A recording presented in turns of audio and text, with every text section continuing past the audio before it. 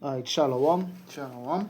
First and foremost, we like to begin this lesson by giving all glory, all honor, and all praises unto Yahweh, Bashem Yahushai, Bashem Ruach Barakatam, giving double honors, double unto the apostles and elders of great milestone who surely do rule right. To the men standing by the highways and byways pushing this doctrine, we like to say Shalom. Shalom. And even unto the sincere Aqua, the sisters who sit listening these lessons in silence, subjection, and obedience unto their husbands, we like to say Shalom. Shalom. There are a couple of your brothers here. Awa Maya Sha'ala. We come out here to do is part one of a 4-part series we like to call the weapons of the Lord Yahweh Ba'ashem Yahushai. And to start off, we'd like to discuss the first weapon that the scriptures have identified of the Lord, which you know and we know, and the world would call them what? The angels of the Lord. The definition for the word here, weapon. Definition number 1, reading from the Merriam-Webster dictionary. Something such as a club, knife, or gun, as examples, used to injure, defeat, or destroy. Definition number 2, a means of contending against another. Verb, and as a noun definition, verb definition, weapon, weaponing, weapons. Let's see here, what are things they have here? They have examples: assault with a deadly weapon. The picture's slider is his most effective weapon, a new weapon in the fight against cancer. The mayor's campaign unleashed its secret weapon. So what? The Lord has weapons. And the first one we'd like to get into, the first category of weapon we'd like to discuss that the scriptures identify and break down are the angels. First precept we want to start with. If you could go ahead and read it, brother. What's here is So, like, if you just give me a minute here. Alright, go ahead. the book of Sirach, chapter 39, verse 28. Where the spirits that are created for vengeance, which in their fury lay on sore strokes. And what we know, the angels are spirits, right? It is who make it is angels, spirits, and his ministers a flame of fire. Go ahead. Hebrews 1 and 7. Which in their fury lay on sore strokes, in the time of destruction, they poured their force and appeased the wrath of him that made them. Right. So what these spirits are created for vengeance, and what they lay on sore strokes in the time of destruction. So what these spirits are, what means and uses of destruction for the Lord. Go ahead. Fire and hail and famine and death. All these were created for vengeance. Teeth of wild beasts and scorpions, serpents and a sword punishing the wicked to destruction. Pause. So what? All the means through which the Lord unleashes these spirits and the ways in which he used them detailed. Fire and hail, famine and death. All these were created for vengeance. So these things the Lord uses to bring vengeance upon the earth. And what these angels have control over these, over the elements, fire and hail, famine and death, they could bring that. What these things were created for vengeance. And what teeth of wild beasts, we understand that every living thing on the planet earth has a spirit, and we know these angels, through the power that the Lord has given them, are able to control all of these living things, whether it be us or whether it be, and us, as when you go later into the series, you'll understand when I say us, and whether it be the wild beasts themselves. They could turn up the spirit in our beasts and make them beasts trip off and go on a rampage and kill a lot of people. Scorpions, serpents, and what? The sword punishing the wicked to destruction. So what all the means through which they can bring out the Lord's wrath have been detailed. Go ahead. Verse 31, they shall rejoice in his commandment. They shall be ready upon earth when need is. And when their time is come, they shall not transgress his word. Which brings me to the next point. What makes them the perfect weapon to bring about the wrath and terror of the Lord is because of what? The complete and perfect obedience to the Father. If you could give me the book of Psalms 103. And you could read from verses 20. Look at Psalms 103 and verse 20. Blessed be the Lord Yahweh, his angels that excel in strength, that do his commandments, hearkening unto the voice of his word. Right. Blessed be the Lord Yahweh, all his hosts, ye ministers of his, that do his pleasure. Right. Go ahead. Bless the Lord Yahweh Shem Yeshai, all his works in all places of his dominion. Bless the Lord Yahweh Shem Yeshai, O my soul. So what? Detailing what? The complete obedience these spirits have towards the Father. They hearken unto the voice of his word, and they do his commandments. They do not deviate from the plan. If the Lord say, "Man, fuck this place up," they're gonna fuck this place up exactly the way the Lord wanted to get fucked up, and nothing extra, nothing less. They are the perfect weapons of the Lord, due to the fact that they are perfectly obedient to the Lord. If you could give as well, Wisdom of Solomon. No, second is just 8. Let's see, and I think it's verses. Yep. The second is just 8, and we could read from verses 20. O Yahweh, thou that dwellest in everlastingness, which beholdest from above things in the heaven and in the air, whose throne is inestimable, whose glory may not be comprehended, before whom the holy host of angels stand with trembling. What I believe that book of James, I think 2 and 19 speaks about what even the devils. Let me get that. I get it. Yeah. Book of James, chapter 2 and verse 19. Thou believest that there is one power, Right, there's one God. thou doest well. The devils also believe and tremble. So what we know is these devils speaking about what the evil spirits that the Lord has created, and what they believe that there is one power, and they tremble at him. That same sentiment or same statement echoed what? Whom the hosts of angels stand with trembling. 2 Ezra 8:21. Whose service is conversant in wind and fire. So we understand how they serve the Lord. Same sentiment echoed again. Sirach 39, 28, 29. 29 would have been the exact point. Fire and hail, famine and death, all these were created for vengeance. So we know these spirits definitely have charge over these elements. Whose word is true and sayings constant, whose commandment is strong and ordinance fearful, whose look drieth up the depths and indignation make the mountains to melt away, which the truth witnesseth. But what point is in verse 21? Whose throne is inestimable, whose glory may not be comprehended, before whom the hosts of angels stand with trembling. You want to read it in the translation there? Yeah, okay, there's 2 8 and 20 in the New English Bible.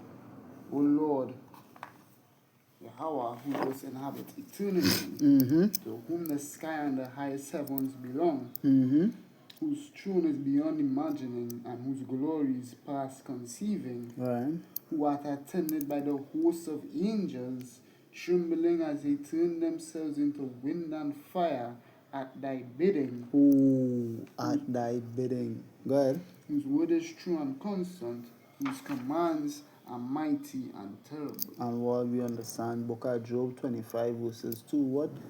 The places of his dominion are the heavens. So what? Anything exists within them heavens, he has dominion over them. That includes the angels. They perfectly fear and serve the Lord. One more precept on that. The book of Hebrews chapter 1, and you're going to read from verses 1. Verse 1 to what? Read from verses 1. God, Yahweh, who at sundry times and in diverse manners spake in times past unto the fathers by the prophets, had in these last days spoken unto us by his Son, whom he appointed heir of all things, by whom he also made the worlds, who being the brightness of his glory and the express image of his person, and upholding all things by the word of his power, when he had by himself purged our sins, sat down on the right hand of the majesty on high, being made so much better than the angels, as he had by inheritance obtained a more excellent name than they. For unto which of the angels said he at any time, Thou art my son, this day have I begotten thee? And again, I will be to him a father, and he shall be to me a son. And again, when he bringeth in the first begotten into the world, he said, And let all the angels of power worship him. So again, what? He is commanding the angels to worship his son. And of the angels, he said it, to make it his angel spirits and his ministers a flame of fire. So what the point here? The angels were given the command to worship his son. And it is, when you see me, you see the Father, right? So what? You can't worship the Father unless you're worshiping his son. Who had not acknowledged the Father, same had not the who had not acknowledged the Son, same had not the Father. So what? If these angels are made to worship his son, they are definitely made to worship him. So what? That's what makes these angels the perfect weapon of the Lord. First point is what? The fact that they are completely subservient to the Father and to his son, Yahweh Ba'ashem Yahushai. Now what? His son Yahushai. What? His son Yahushai.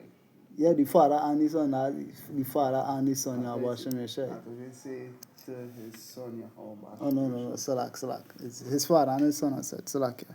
So I'm understanding that. Alright, so these beings that exist, these spirits, this fire, wind, hail, all these things, whatever you want to describe these beings as, they are perfectly subservient to the Lord, to his Son. But what use is that? How does that make them the perfect weapon? Well, these beings also have been likened to what? A mighty army. If you could give me the book of Isaiah 13. Isaiah chapter 13. I'm going to read from verse 1 yet. Mm-hmm. The burden of Babylon, which Isaiah the son of Amos did see. Mm-hmm.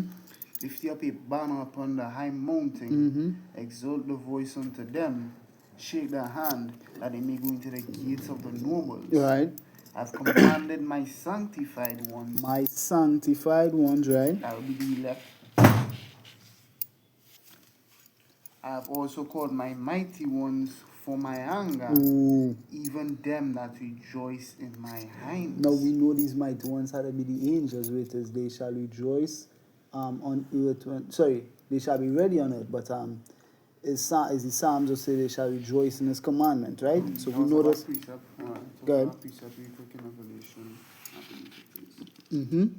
I just want to double check is what the Psalms would said, rejoice in his commandment. Yeah, that's the Psalms.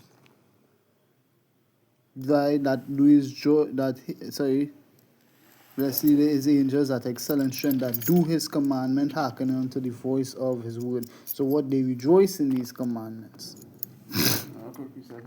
In other versions, 2 Thessalonians 1, I read from 6. Yeah. It's a righteous thing with power to recompense tribulation to them that trouble you. So like that is 2 Thessalonians 1. Yeah, Yep. 7. Yep, go ahead.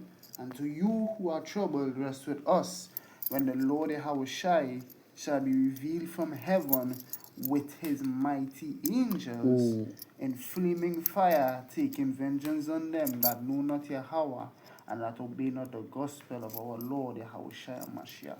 Ooh. So what we understand is what these angels are being described as mighty, his mighty ones, his mighty angels. Even when you go to the book of Joel, chapter 3, and you want to go to verse 11. Assemble yourselves and come all ye heathen, and gather yourselves together round about. Thither cause thy mighty ones to come down, O Yahweh. This is Joel 3 and verses 11 in the NLT. Come quickly, all you nations everywhere, gather together in the valley, and now, O Yahweh, call out your warriors. So what these angels that perfectly serve and perfectly obey the Lord are being called, described, and likened to what? warriors. Even one of the angels self-named Gabriel, when you get it in the Hebrew, is Gabaya Allah, which means warrior of God Ooh. or warrior of power. Yeah, Papa Lord. Yeah, Papa Lord. I just want to get this word mighty. Then again, it's in blue letter. Blue letter. But I want to get here. I want to get in Isaiah 13 and I want to get in that same Second Thessalonians. I want to see what it say. The word here, as you say, Gabaya Allah, this one here is Gabawa or Gabawa Ra. Gabawa, which is what? Strong, mighty. It's from the Hebrew Strong, so like it's from the Hebrew Strongs 1368. Is what? Strong, mighty, strong man, brave man, mighty man. And we're going to the strong is Gaba. Yeah. To prevail, have strength, be strong, be powerful, be mighty, be great. So what these angels are being described as mighty men, strong men, men who what? By implication, to prevail, act insolently, exceed, confirm, be great, be mighty. So what these angels are very strong. So what does that mean? That makes them the perfect weapon. Not only are they are they perfectly subservient to the Lord, but they are very strong. Even when you go down to the Strong's definition from Gabayawa, if I say that correct. Gabawara Gabawara. or Gabawa. Yeah, Gabawa. Yeah. And you go down to the Strong's, boom, boom, boom. Strong's definition. It says intensive from the same age to 1997, Yeah. powerful by implication, a warrior. Oh, tyrant, champion. So what these men are the champion men of the Lord. They win any war that they are involved in. They do not lose. They cannot lose. Wait is and they shall not transgress his word. So come on. If they don't transgress his word, I mean they've always done whatever it is he's bid them to do. They have never failed once. And if you tell them to win, they will win. Mm-hmm. Yes, sir. I just want to read it as 2 Thessalonians 2. 1. 2 Thessalonians 1. Right, and I just want to see where's the word mighty here in the Greek. Yeah, I know that we're going for now. 19 in Greek is dynamis. Yeah, what? Yeah, you did. Press the speaker. Let me see on that side. Okay. Strong's G 1411. Dunamis. Dunamis. It means strength. Outline of biblical usage. 1 is strength, power, ability, powerful performing miracles. Let's see anything else. Yeah, read it, man. Inherent power by residing in a thing by virtue of its nature. Let's see. Moral power, excellence of soul. Power consistent in or resting upon armies, forces, and hosts. Which what? We know the Lord is known as what? The Lord of hosts, which is what? Hosts in the Hebrew, I believe, is Tazabah, which is what? The Lord of heaven's armies. Yeah. He's known as the Lord of hosts. So what? These angels are renowned around the world as what? Mighty warriors. They cannot be defeated. They are too strong. And we know they are too strong because what? We've seen examples of their power constantly shown throughout scriptures. If you could go now to the book of Job, but I can't remember which one was the more gruesome account. In fact, we'll read two. Yeah, there's two in there. But you do real plenty in Job 1. In fact, we could read both of them. Job 1, I go to. Alright, can. So the book of Job, chapter 1, and we'll read from verses 6, but I'll read this in the NLT. So if you could pull it in your blue letter. So they Job 1 from 6 in the NLT.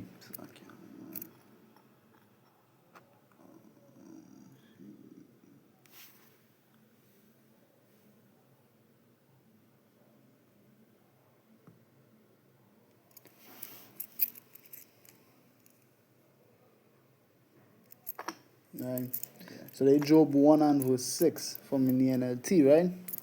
One day the members of the heavenly court, or the heavenly hosts, came to present themselves before Yahweh, and the accuser Satan came with them. Where have you come from? The Lord asked Satan. Satan answered the Lord, I have been patrolling the earth, watching everything that's going on. That's going on, right? Verses 8. Then the Lord asked Satan, have you noticed my servant Job? He's the finest man in all the earth. He is blameless, a man of complete integrity. He fears power and stays away from evil.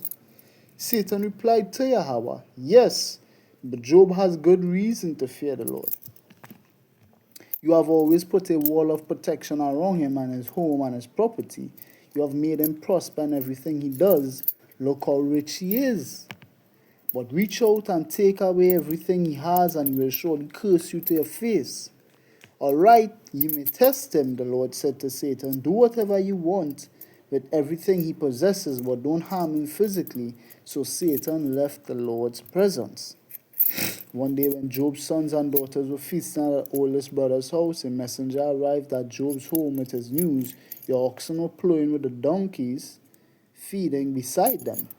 When the Sabians raided us, they stole all the animals and killed all the farmhands, and I am the only one who escaped to tell you. When he was still speaking, another messenger arrived with this news. The fire of God has fallen from heaven and burned up your sheep and all the shepherds. I am the only one who escaped to tell you. While he was still speaking, a third messenger arrived with this news. 3 bands of Chaldean raiders have stolen your camels and killed your servants. I am the only one who escaped to tell you. While he was still speaking, another messenger arrived with his news. Your sons and daughters were feasting in their oldest brother's home. Suddenly a powerful wind swept in from the wilderness and hit the house on all sides. The house collapsed, and all your children are dead. I am the only one who escaped to tell you. Job stood up and tore his robe in grief. Then he shaved his head and fell to the ground to worship. So what? Look at all the things that Satan caused by permission of the Lord, and all the things he are able to cause. He kill all the children, and everything that Job had as it pertains to livestock was either killed or stolen from him, and a lot of his servants died. Who caused all of that? Satan. So look at Commandment from whom? Yahweh. so what showing you how powerful this angel character is to be able to do all these things by the commandment of the Lord. There's a good reason they are very, very useful weapons to the Lord. Why? Because they are able to do all of this death and destruction. They were continuing. He said, I came naked from my mother's womb, and I will be naked when I leave. The Lord gave me what I had, and the Lord has taken it away. Praise the name of Yahweh. In all of this, Job did not sin by blaming power. So what? We see that Satan had the power to kill and take everything from Job. So now going to chapter 2. There was a day, reading from verses 1, and I'll read from the NLT again. One day the members of the heavenly court came again to present themselves before Yahweh, and the accuser Satan came with them. Where have you come from? The Lord asked Satan. Satan answered the Lord, I have been patrolling the earth, watching everything that's going on. Then Yahweh asked Satan, have you noticed my servant Job? He is the finest man in all the earth. He is blameless, a man of complete integrity. He fears power and stays away from evil, and he has maintained his integrity even though you urged me to harm him without cause. Satan replied to the Lord, skin for skin, a man will give up everything he has to save his life. But reach out and take away his health, and he will surely curse you to your face. All right, do with him as you please, Yahweh said to Satan, but spare his life. So what the Lord just gave Satan the right, authority, commandment, and power to harm Job physically in any which way you will. Just don't kill him. And you can see verse 7, Satan went out and did that. So Satan left the Lord Yahweh Bashem Yeshai's presence, and he struck Job with terrible boils From head to to foot. foot. So what? These angels definitely have the power to afflict your health. So what them could kill you any which way. What makes them the perfect weapon? Their ability to bring famine, death, fire, and hell. What? Wait I can't remember the next one. The wild beast, scorpions, punishing the wicked to destruction. What? The To sword. destruction. The sword. So what? Just the ability to bring destruction. They are very able and very capable of bringing destruction by any means possible. Even Satan and David did number the children of Israel. Ooh. The Lord come and do what he see that he get pissed. And he sent an angel to judge the children of Israel. One angel killed 70,000 men. Wait, yeah, and you could read about that account in the First book Chronicles 21. in chapter 21 because what? It would have read as well. I can't remember if it's in Chronicles will have the account of it being written like this, or if it was Samuel. if it was in Samuel, but it said what? The Lord was seeking occasion against Israel to bring judgment upon them. And what? When you read 1 Chronicles 21, the first verse says what? And Satan stood up against Israel and provoked David to number the children of Israel. So showing you what? Satan did the provocation, and then an angel from the Lord came and brought judgment and wiped out 70,000 men of the nation of Israel. Showing you what? These angels are the perfect weapon because what? They cannot be stopped. They cannot be stopped. They are perfect killing machines. You could even see it all. And with this account you would have read here with Satan, you could even get a similar account like this of what? Plotting someone's death in the heavens. The counsel about Ahab, when you read 1 Kings chapter 22 from verses 19 around there, what it was. First Kings 18. There's 19. You could pull it if you want. We could read that. It's First Kings 18. Is 18? Verses what? No. Sorry, 18 I say? Sorry, no, I said 19? No, it's 1 Kings 22 verse 19. I see. Salakia. You can go ahead and read it.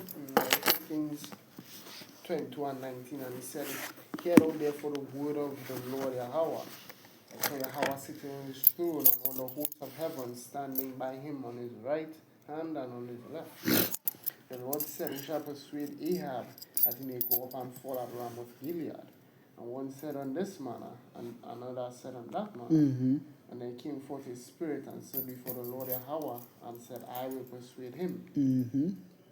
And the Lord said unto him, wherewith? And he said, I will go forth, and I will be a lying spirit in the mouth of all his prophets. And he said, thou shalt persuade him, and prevail also. Go forth and do so. But therefore, behold, the Lord hath put a lying spirit in the mouth of all these thy prophets, and the Lord hath spoken evil concerning thee. Just want to read that last verse in the NLT. So you see, the Lord had put a lion spirit in the mouth of all your prophets, for Yahweh had pronounced your doom. So what? The Lord literally, every time someone dies, there's an angel involved. There's a council in the heavens, and the Lord say, I tell you what this man did, and angels would give their suggestions, and what? With a suggestion the Lord liked best, he said, go with that. And what? Men dying. So what? These angels are the perfect killing machine, because what? Through these examples we see in scriptures, they do not fail. Even in the book of Ezekiel 9, says that. Oh, because that is it as well. I'm glad you bring up that, because that the point I wanted we to close off with this, which is what? These ultimate killing machines, these weapons of the Lord, these mighty angels are going to be unleashed in these last days. If you could give me the book of Jeremiah, chapter 30, and I'll go from verses 5. I want to read this in the NIV. You could go ahead in the KJV. Jeremiah 30, I read from 4. Yeah. to read here from 4. Jeremiah 30 and 4. Yeah. And these are the words that the Lord Yahweh, Ba'ashem Yahushai, speak concerning Israel and concerning Judah. So the whole house. Right, and this definitely speaks to the people and not to the land, right? For thus said the Lord Yahweh Ba'ashem Yahushai, we have heard a voice of trembling, of fear, not of peace. Ask ye now and see whether a man doth travail with child. Wherefore do I see every man with his hands on his loins as a woman in travail, and all faces are turned into paleness. Alas, for that day is great, so that none is like it. It is even the time of Jacob's trouble, but he shall be saved out of it. Ooh, there's Jeremiah 30 from verses 4 in the NIV Bible. These are the words the Lord spake concerning Israel and Judah. This is what Yahweh says. Cries of fear are heard, terror, not peace. Ask and see, can a man bear children? Then why do I see every strong man with his hands on his stomach like a woman in labor? Every face turned deathly pale. How awful that day will be, no other will be like it. It will be a time of trouble for Jacob, but he will be saved out of it. And why is this important? Because Jeremiah 37 in the normal KJV, it is even a time of Jacob's trouble. Jacob's trouble is near upon us. It is very near. Let's be real, Jacob's trouble has started quite some time now. Right, but what? The heights of it. The height of it, that Revelation 3:10, Revelation 2:10 time, that hour temptation, that trial by piercing. Daniel 12 and 1. Oh, those days are yet to be upon us. They are coming, but they are yet to be upon us in terms of living trade. We definitely see the signs. Even the Apostle Taha saying, Jacob's trouble has begun. Now, what does that have to do with the angels? Well, as I would have said earlier, these angels are going to be loosed in these last days to cause the famine, death, and destruction that Jacob's trouble is prophesied to bring about. And how do we know this? Well, Ezekiel chapter 9 tells the whole story. Right? Let me have Ezekiel chapter 9. I read from verse. And in fact, before you even read that, I just want to read one more precept here. I got 144. First what we went into was weapon. Where's that? By the Spirit. When I read verse 1, you know. Oh, yep. We start the thing off with how we gonna end it. Listen. Just want to read this here real quick. The Ezekiel 7 and reading from verses 2. I'll read from verses 1 in the NIV Bible. The end has come. The word of Yahweh came to me, Son of man. This is what the sovereign Yahweh says to the land of Israel. Now we know this when you speaking to the people. Is that even Jeremiah? No, they are Ezekiel 7 from verses 1 in the NIV. Continuing verses 2. The end has come upon the four corners of the land. The end is now upon you, and I will unleash my anger against you. I will judge you according to your conduct and repay you for all your detestable practices. Jump into verse 5. This is what the sovereign Yahweh says. Disaster, unheard of disaster. See, it comes. The end has come. The end has come. It has roused itself against you. See, it comes. Doom has come upon you who dwell in the land. The time has come. The day is near. There is panic, not joy in the mountains. I am about to pour my wrath on you and spend mine anger against you. I will judge you according to your conduct and repay you for all your detestable practices. And we could go into this chapter even more, reading more, striking fear and terror upon whom? Upon all the men and women and children, and hopefully the elect who will hear this message. Because when you read this, in this translation, it really strikes the fear in you. But what? Something else that's going to strike the fear in you. What Ezekiel 9 and from verses 1, as I'm going to read in the KJV, the heading here, the vision of slaughter, because the times what we just read about in Ezekiel chapter 7, who's going to unleash that terror? Well, Ezekiel 9 gives you the answer. You could go ahead. Ezekiel 9 and 1. He cried also in mine ears with a loud voice, saying, Cause them that have charge over the city to draw near, even every man that is destroying weapon in his hand. Oh, and we know what these weapons are, what manifested by all the means we have read in Sirach, chapter 39, read verses 29 and 30, the fire, hail, famine, death, teeth of wild beasts, and the sword punishing the wicked to destruction. So any means through which you can be killed, that is what this destroying weapon is representative of in verse 1. Go ahead. That too. Hey, also gonna be some literal fucking weapons. Oh, them angels comment. I'll tell you about that in part 2, 3, and 4. Yeah. These are Ezekiel 9 and Verses 2. Yep. And behold, 6 men came from the way of the higher gate, which lieth towards the north, and every man is slaughter weapon in his hand. And one man among them was clothed with linen, with a writer's inkhorn by his side. And they went in and stood beside the brazen altar. And the glory of the power of Israel was gone up from the cherub, whereupon he was, to the threshold of the house. And he called to the man with the linen, which had the writer's inkhorn by his side.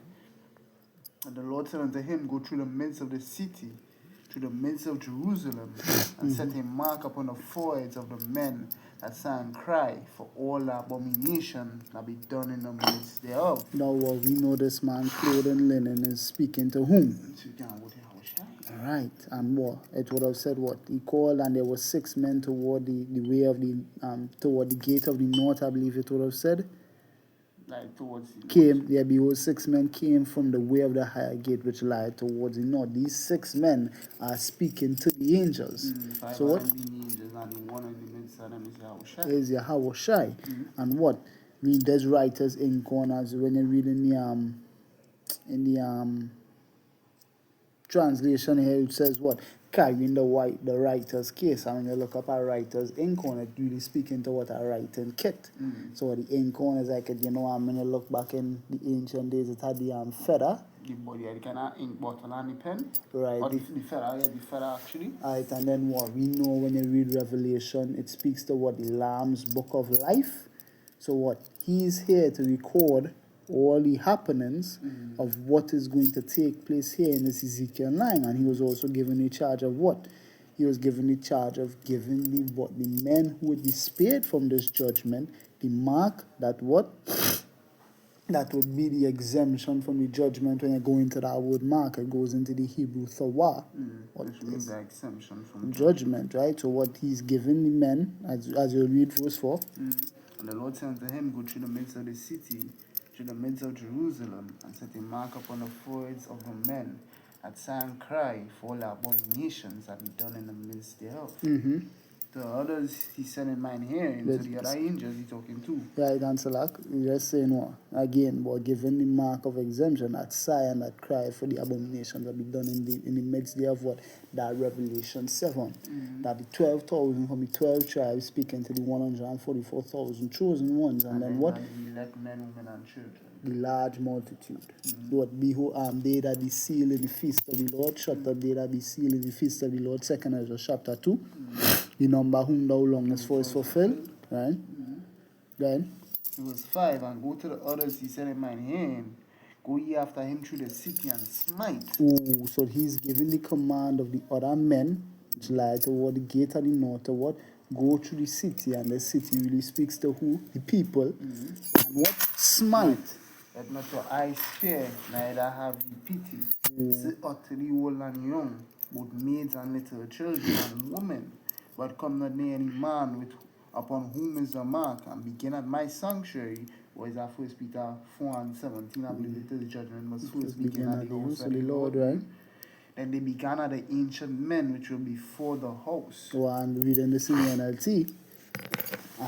In fact, you could read this in here different world, because I just want to see with the NIV say. Go ahead. I'm from 5. Yeah. Ezekiel 9 and 5 in the NLT. Then I heard the Lord say to the other men, follow him through the city and kill everyone whose forehead is not marked. So what? Those spare nobody. Anybody who have pronounced judgment on, kill them all. And done. Show no mercy, have no pity.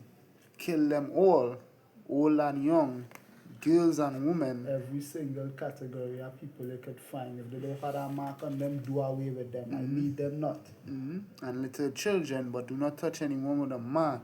Begin right here at the temple.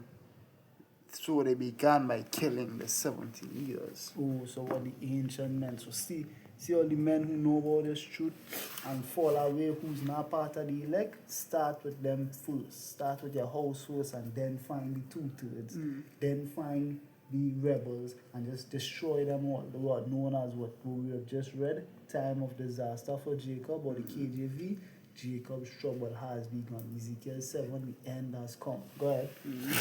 I jumped into verse 8. And it came to pass while they were slaying them, and I was left. Now, Salak, not cut you off, but read everything. Read everything? Read Okay. everything. Read Verse everything. 7. And he said unto them, defile the house and fill the courts with the slain. Go ye forth, and they went forth and slew in the city. Well, no more revelings, no more partying, no more carnival. It's No just more time. shit. It's time to die. It's time to die. Good. And it came to pass while they were slaying them, I was left. And I was left, that I fell upon my face and cried and said, Our Lord, Yahweh Ba'ashem Yoshai power, will thou destroy all the residue of Israel in thy pouring out of thy fury upon Jerusalem? Then said he unto me, the iniquity of the house of Israel and Judah is exceeding great. Which is the time we live in now. It is. That second was just, what is that again, man? That second was just, If you could say it. hold on, second is just, Because what? That would just bring me back to war, boy. It had the precept.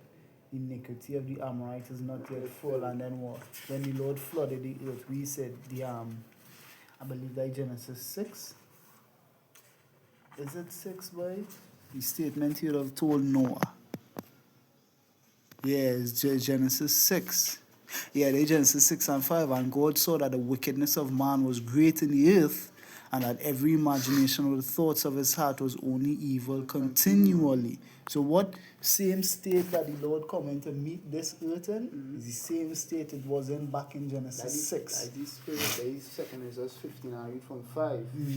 Behold, say the Lord Yahweh Yeshua will bring plagues upon the world, the sword, famine, death, and destruction. Ooh, all it means through which the angels bring destruction. For wickedness had exceedingly polluted the whole earth, and their hurtful works are fulfilled. What the iniquity of the Amorites. So now I guess we could say Say this full. time the iniquity of the Israelites Full. have been filled. So when that happens, then this is gonna happen. Go ahead. I'm finished. There is Ezekiel 9 and 9. Then said he unto me, the iniquity of the house of Israel and Judah is exceeding great, and the land is full of blood, and the city full of perverseness. For they say, the Lord Yahweh had forsaken the earth, and the Lord seeth not. When the Son of Man come on earth, shall he find what faith on it? Go ahead. And as for me also, my eye shall not spare, neither will I have pity, but I will recompense their way upon their head. And behold, a man clothed with linen, which had the ink on by his side, reported the matter, saying, I have done as thou hast commanded. So he took record of the happenings of what is going to happen during the time of Ezekiel 9, as a result of the time of Jeremiah 37, as a result of the time of the repeat of Genesis 6 and verses 5. So what is one command the Lord is going to give the angels? Search, kill, and destroy. So that what makes these angels this perfect weapon, this perfect force of the Lord to pour out certain and utter destruction upon the earth. This has been part 1 of our 4-part series detailing the weapons of the Lord. Lord willing, this lesson was edifying and that you were edified. In closing, we like to say, Kal Halal Yamla Yahweh, Basham Yahushai, Basham Racha Kodash, Barakatam, giving double honors, double unto the apostles and elders of Great Millstone who surely do rule well. With the men standing by the highways and byways preaching this doctrine, we like to say Shalom. And even unto the Aqua, the sincere sisters who sit listen these lessons in silence, subjection and obedience unto their husbands, we like to say Shalom. This was your brothers Hananiah. Wa Mashara. Until part 2, we like to say Shalom.